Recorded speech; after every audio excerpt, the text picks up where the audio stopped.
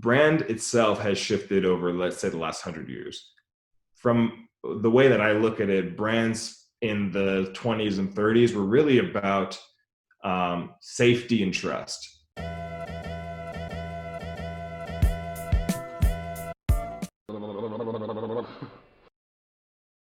If we take a step back and see the general marketing and branding landscape, what's your take on the evolution of marketing? Like you have this position that in 80s, 90s, and nowadays marketing and branding is evolving. What's your take on it? Yeah, I think, well, there are two dimensions to this. One is brand itself has shifted over, let's say, the last 100 years.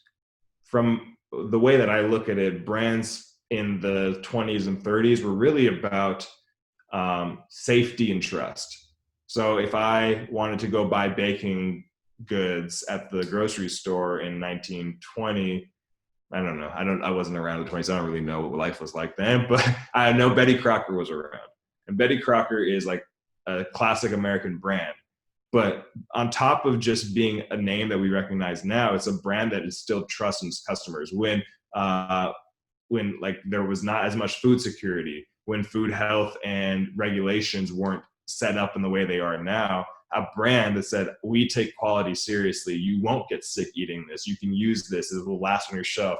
That is actually, that's a strong brand play from 100 years ago. And then we went into, from that like trust and safety movement, it's still trust and safety maybe in the 70s or 80s, but it's more about, I think it's more about differentiation. It's more about features and what the product is and how are they engaging with this niche versus that niche. And that's basically what we've seen with branding.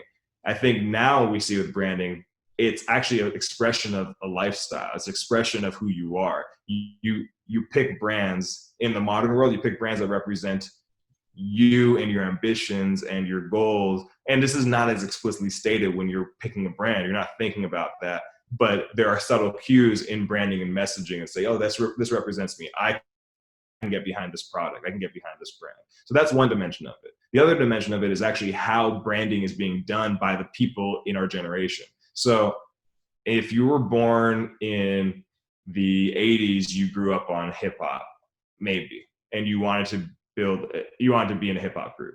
If you were born in the 90s, you were around punk rock and you might want to start a punk rock group. Now, if you're born in the 2000s or late 90s, the thing you're doing right now is wanting to start a brand. You want to start a clothing line. You want to start a makeup line. You want to start, I mean, this is pervasive. I'm not just talking about like just very young children. My brother-in-law, he's 18, is starting his own shoe line. My wife has her own business. And she's 24. Like there are all these people all over the place that in my own circle, and I'm entrepreneurial, but these are people that I wouldn't have even seen in this light necessarily, not necessarily saying my wife, sorry, I'm not saying that, but like, you know, a lot of people around me that I see, everybody starting a business, has their own side hustle, has their own products that they're engaging, trying to build a community and an audience. I think this is the new generation of brand development, where brand is actually a lever. It's not a veneer on top of your business. Brand is a lever for opportunity to build a community. And a lot of times I think people are building, if you look at Instagram, people are making content every day with no product to sell, but they have maybe like 500,000 followers. And now they have 500,000 followers. What can you sell to them? Well, you've been building content around specific niches and specific audiences. You know what type of stuff they're looking for. You've been talking with your customers for a long time. You can sell them a product more easily. So this notion of brand development is much more common now. It is the thing you want to do because we all grew up now. Everybody who is between basically 15 and 40 has grown up in a brand-centric world. It's actually the way we make decisions a lot of the time about what to purchase. Yeah.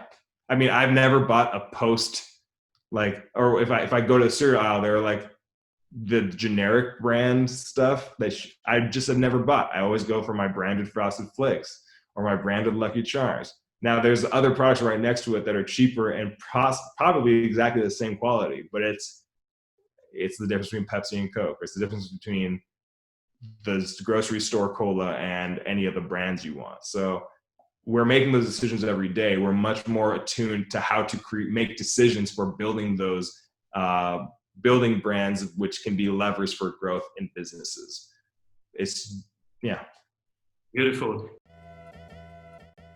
You want to make your sales more repeatable and reliable? Do you want to have less volatility and more growth in your revenue per month? At Strategy Sprints, we do only one thing: strategy in sprints. Strategy means having more revenue through a better offer. In sprints means having more energy in your team every week. Check out if your ROI is as high as it is for most service-based and online businesses and startups we work with, which is over 100%. You can see it in just 15 minutes by going to strategysprints.com/sales and completing our online exercise to know what your ROI would be with our accelerator program. We are ready to sprint. Are you? It's not the product, it's what it stands for, right? Yeah, beautiful. Unfortunately, I mean, the product has always been important, but now it's also what it stands for. There are, I've seen like 3 or 4 different products that look exactly like Notion, but Notion is Notion. I mean, there are a bunch of Google Docs competitors, but everybody uses Google Docs. It's the brand, it's quality, it's trust, and then on top of that, it's just, what does it represent for you and how does it show you off to your community? It's also brand, and the brands that I use represent me so well, or represent me so closely, that I have to choose the right one so I don't embarrass myself when I show somebody else what I'm working on. We did strategy with one of the top 3 automotive producer in the world, and the question was all premium cars. It was 10 years ago, and all premium cars were the same. They were all wonderful from the user experience. They were even, each one of them was well designed. They even had learned how to get designers. Mm-hmm. What's the difference between this $100,000 car, this $100,000 car, and this $100,000 car? And the CEO said, help me find the difference, because it's not the product. There is nothing in the product that I can improve, because all the other products are also improving it. So how we will make the difference? And we really, for a couple of months, analyzed many ways of scenarios, and how will the cities evolve, and how will the traffic jam, etc., etc. At the very end, we just found 2 things: it's the culture and it's the brand. So, and at the end, we went for the culture, and through that we changed the brand. We changed what the company stands for. And at the end, when you buy that car, even today they're electric, etc. But when you go there, you know what it stands for, and you would buy this car, and maybe you would buy a motorcycle which stands for a similar emotion, but you would never buy the other car because it stands for something different. But the product is super similar. It's just a great car, of course. For $100,000, you get a great car. But yeah, like $100,000 car. I'm so glad, Marco, that you were here this week, and I am even more glad that you will come back next week, because I want to dive deep into your knowledge of growth strategies and what you have experienced, and especially I want to talk to you about collaborations as one way of growing your company. So thank you, Marco, for being here. Thank you. Thanks for having me. And see you next week. Bye-bye. Bye. We all know that working in sprints is better, but how do we know what we should work on?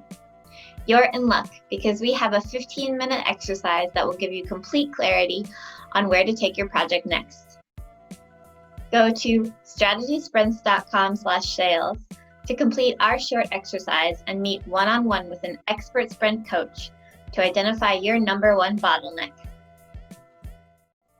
Hey everyone, I hope you enjoyed that episode of the Strategy Show. Make sure to like this video below and subscribe so that you can stay up to date with every episode of the Strategy Show. Get daily CEO tips from CEOs, for CEOs.